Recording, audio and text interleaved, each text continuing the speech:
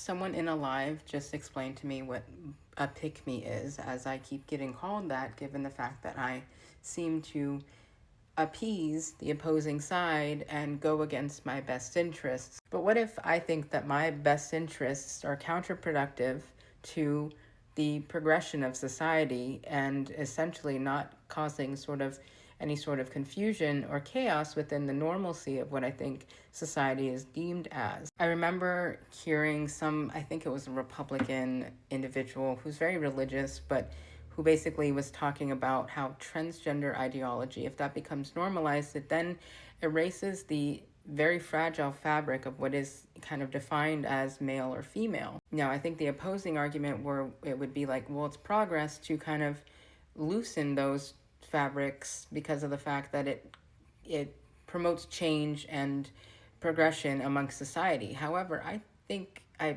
would lean more onto the right side, given the fact that if someone can just easily identify as the opposite sex, even though they were not born as that, that opens up the door for individuals to identify as whatever the fuck they want. If it is to be introduced, it has to be introduced slowly so that society can get used to it rather than abruptly, kind of how it's been for the last 5 years, 10 years at max. Whereas the whole transgender ordeal has been a thing for a long time, ever since Native Americans considered people two-spirited, etc.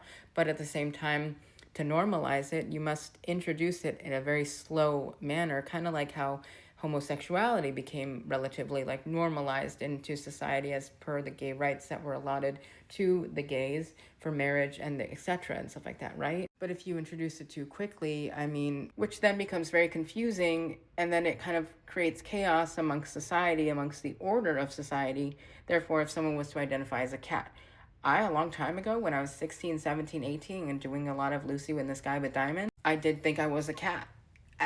Just from the literally over-consuming of a substance. Did I really believe I was a cat? Yes, I did, for a cool split second. But did that make me an actual cat? I meowed, but I didn't actually, wasn't a cat.